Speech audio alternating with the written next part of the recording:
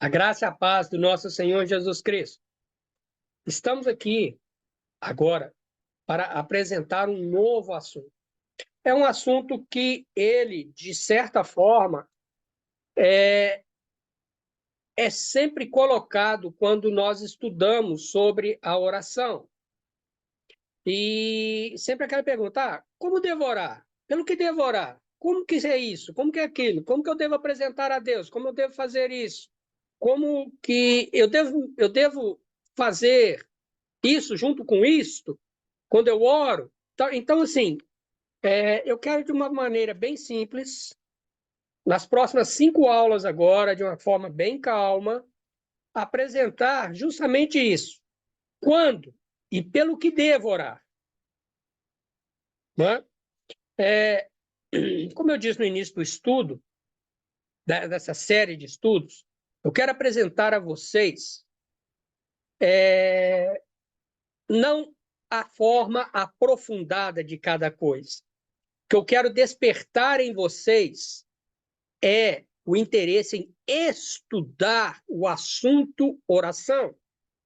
Então, é como se eu estivesse dando a partida no motor de um carro. O motor pegou, mas para que ele ande, você tem que fazer diversas outras coisas. Não é? Você tem que colocar a marcha, você tem que pisar no pedal, você tem que olhar para os lados para ver se não vem carro. Se é à noite, você tem que acender os faróis. Enfim, existem diversos procedimentos depois da partida do motor. Mas se não tiver a partida do motor, não tem como você fazer essas coisas.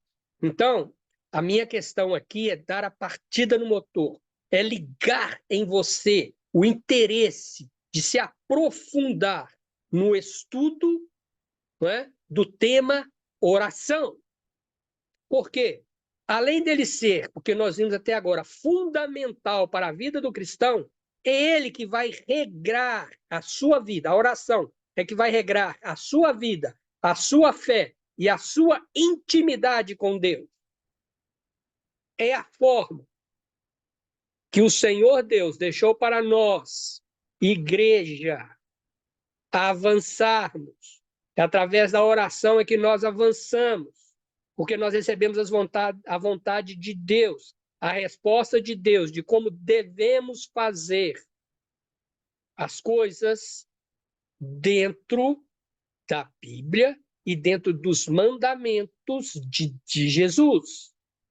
Não é? É a oração que vai fazer isso, porque é o nosso elo de comunicação, é o modo de Deus nos responder se estamos ou não seguindo a sua vontade, não é? Então, quando e pelo que devo orar? É o assunto das próximas 5 aulas. Bem devagar, bem light, igual o mineirinho, né? Tomando a sopa pelas beiradas. Tá joia? Pastor Paulo Rogério da Cunha, falando de Belo Horizonte, Minas Gerais, Brasil. Vamos lá.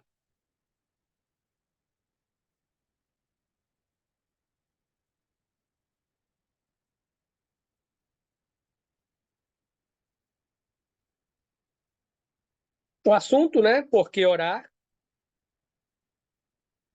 Nós vamos colocar aqui no modo apresentação, né? Fica mais fácil, né, gente? Por que orar? Essa é a aula número 8. E aqui nós iniciamos aquilo que eu falei, aquela série de 5 aulas que nós vamos ter abordando o assunto quando e pelo que devo orar. Né?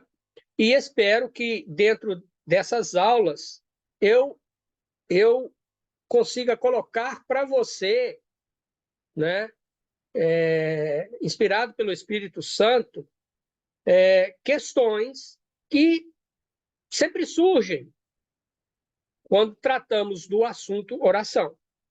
Tá bom? Então vamos lá? Ok. Quando e pelo que devo orar? Primeiro, quando? Em todo o tempo.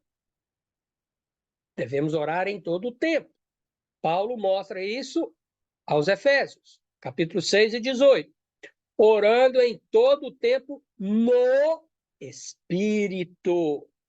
Então é aquilo, eu não vou orando de qualquer jeito, não. É aquilo, o Espírito Santo tem que estar presente. Lembra a última aula? O último tópico? Pois é, orar é um privilégio. E dentro desse privilégio é ter o privilégio de saber que o Espírito Santo intercede por nós. Então, Paulo repete em Efésios, orando em todo o tempo no Espírito. E para isto, vigiando com toda perseverança. Olha a perseverança, nunca desfalecendo. E súplica por todos os santos. Então, orar em todo o tempo no Espírito, vigiar, perseverar e suplicar pela igreja. Não é? Então, isso envolve todo o nosso tempo. Ah, eu tenho que olhar 24 horas? Não, não é isso que eu estou dizendo. Mas que a oração seja uma prática na sua vida. Não é?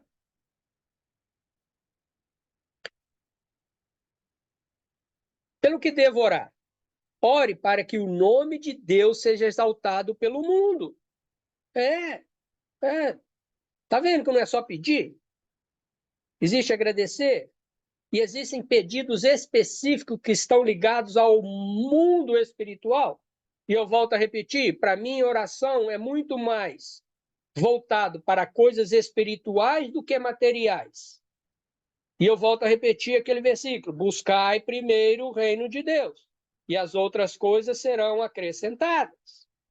Buscai primeiro o reino de Deus e a sua justiça, e as outras coisas serão acrescentadas.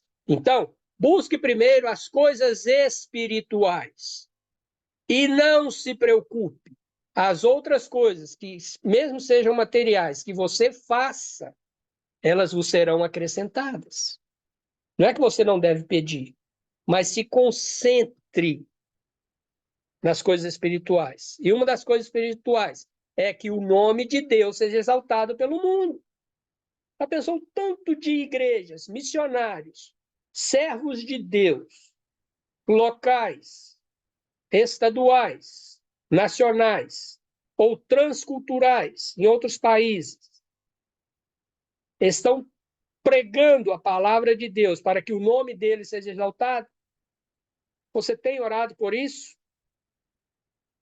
Porque Mateus 6 e 9, o Senhor Jesus disse: Pai nosso que estás nos céus, santificado seja o teu nome.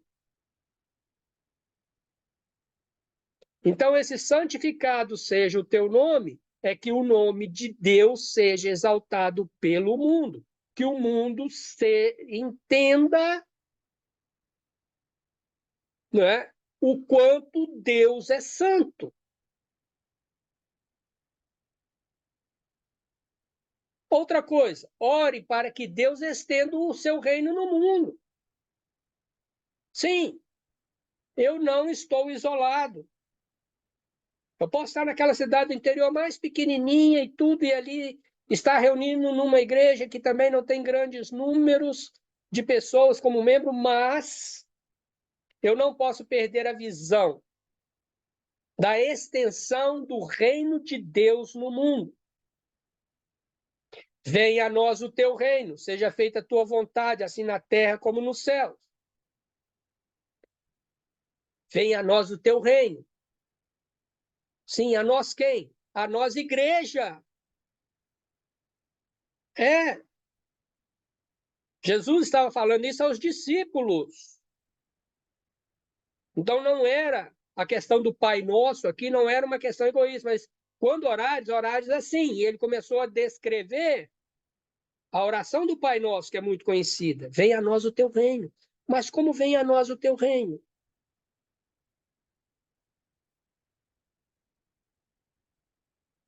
Eu preciso de orar para que o reino de Deus né? Seja estendido ao mundo, venha a nós o teu reino, por completo, e não por um local,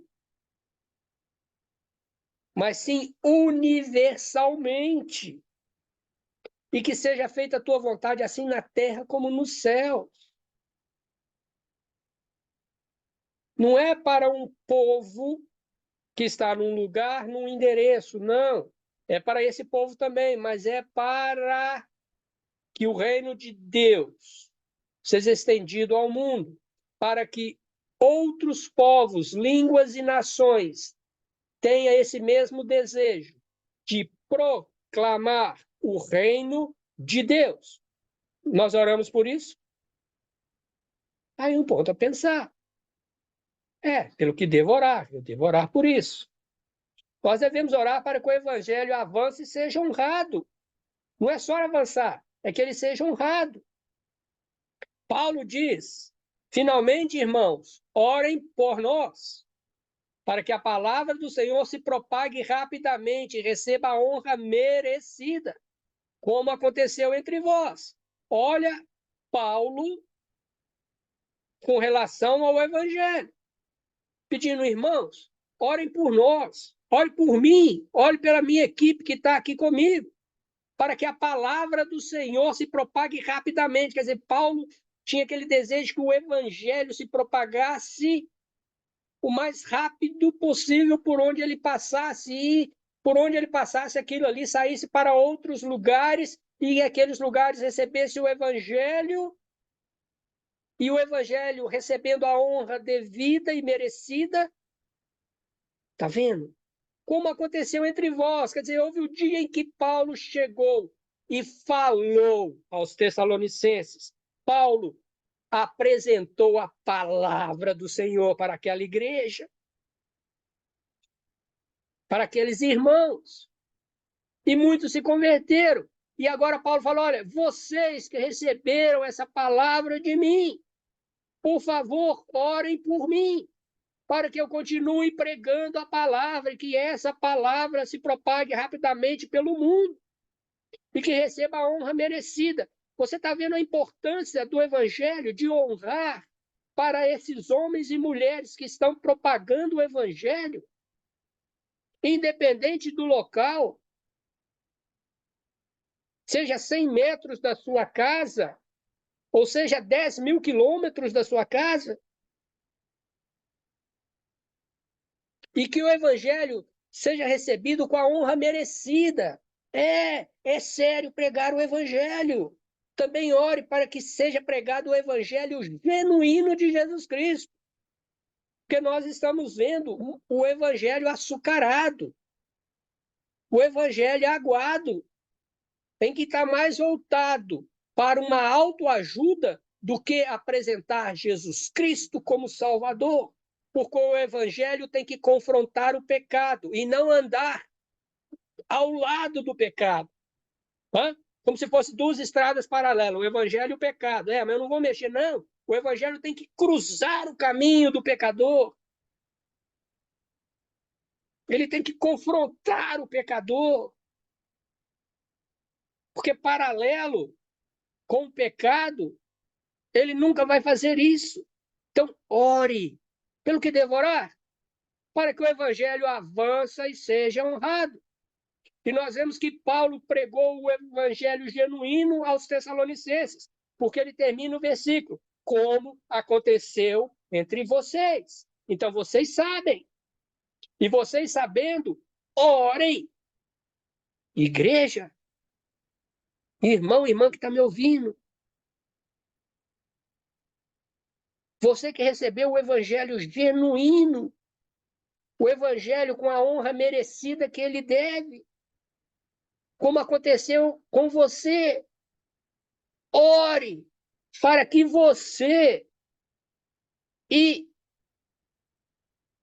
pregadores e pregadoras do evangelho nesse mundo pregue e que ele seja avançado, que se propague rapidamente, que almas venham se converter a Jesus. Ora, pelo que devo orar? para que o evangelho avance e seja honrado. Você está vendo que eu só apresentei coisas espirituais? Nós oramos por isso. Mas antes de entrar no último tópico aqui, que é ore pela plenitude do Espírito Santo,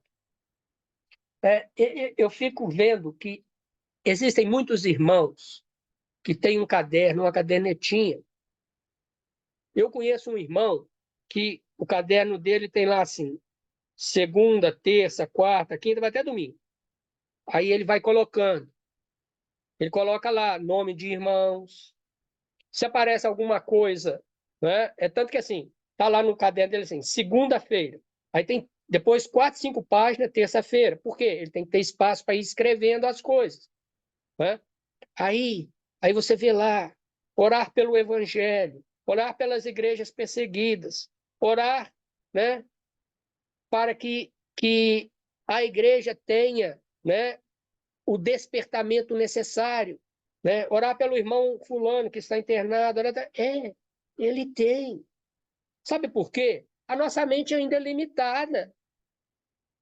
Nós teremos uma mente sem limite e nós não conhecemos essa mente quando nós estivermos no céu, quando o arrebatamento da igreja acontecer, porque aí nós seremos transformados e receberemos corpos incorruptíveis.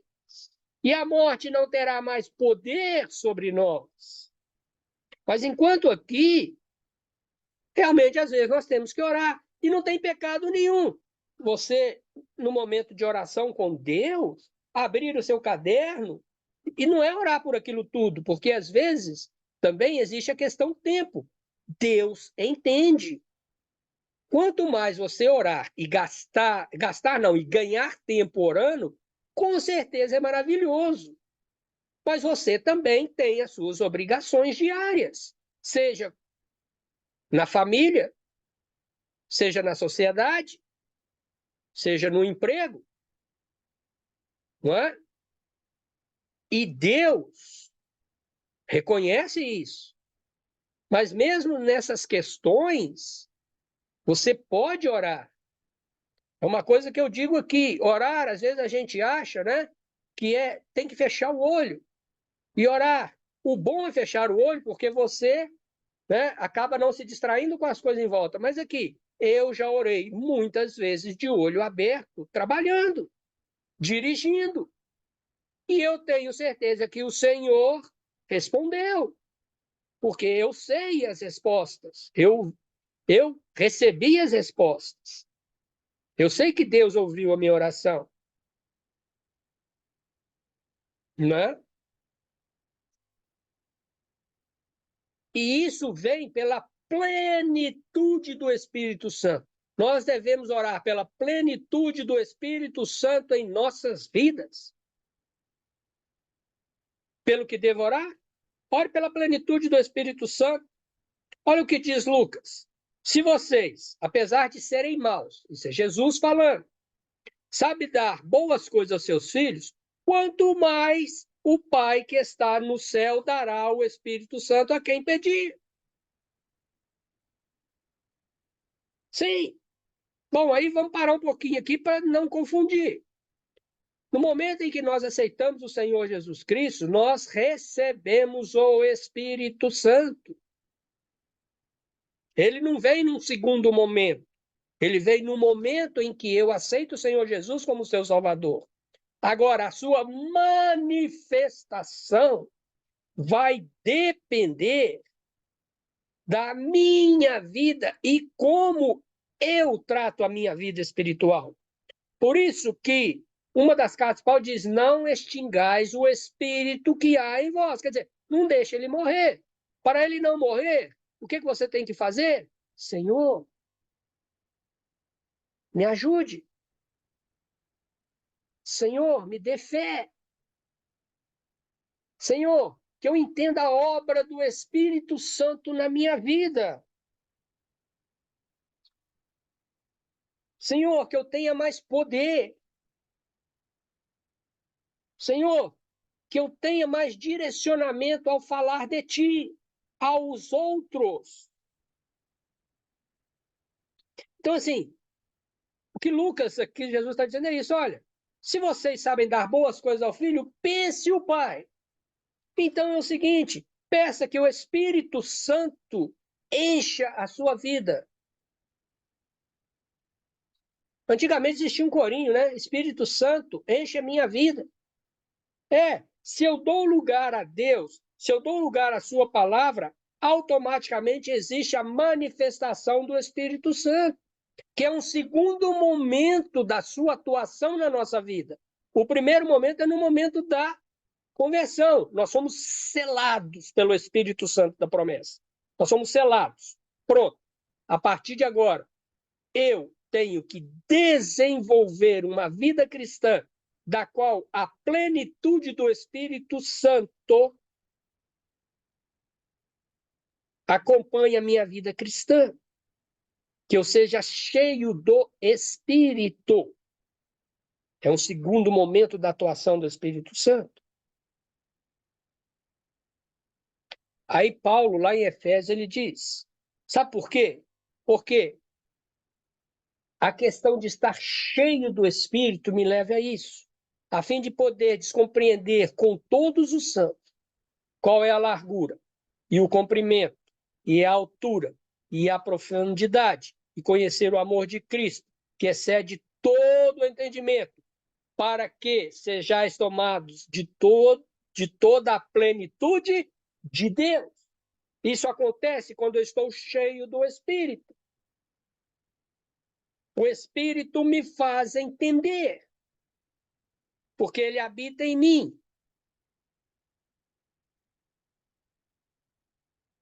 E ele me faz entender, né, coisas que, para os homens que não têm Deus, ou para aqueles que vivem sua vida cristã relaxadamente, né, não conseguem entender coisas que o Senhor quer revelar. Mas ele só revela se eu estou cheio do Espírito. Então, Paulo usa a linguagem largura, comprimento, altura e profundidade. Não é? Qual é a largura? O comprimento, a altura e a profundidade do que Deus pode nos dar. Ela é mensurável? Não, ela não é medida. Paulo quer mostrar que são coisas que aparentemente eu posso medir, mas que, para compreender, não existe uma medida. Não existe uma medida definida, mas ela tende a ser cada vez mais larga, cada vez mais comprida, cada vez mais alta e cada vez mais profunda, quando eu estou cheio do Espírito. Isso me faz conhecer o amor de Cristo, na sua plenitude. E esse amor excede todo o entendimento, quer dizer, passa daquilo que eu posso entender, para que sejais tomados de toda a plenitude de Deus. Então, Deus revela àqueles que estão cheios do Espírito Santo coisas que outros não conseguem ver. Por quê? Porque o justo viverá pela fé. E a fé nos traz santificação. E a fé nos leva a praticar o fruto do Espírito, que está lá em Gálatas 5. E isso nos leva ao entendimento da palavra de Deus, nos leva a entender o que Deus quer de nós, como igreja, como servos e servas. Então, pelo que devorar? Eu devorar pela plenitude do Espírito Santo na minha vida. Essa é a primeira aula e esses primeiros pontos. A próxima nós vamos mostrar mais pontos, ok? Mas pense nisso. Reflita sobre isso. Estude sobre isso. Ore a Deus sobre isso, por esses pontos apresentados na aula de hoje. Amém? Fique com Deus. Tchau, tchau.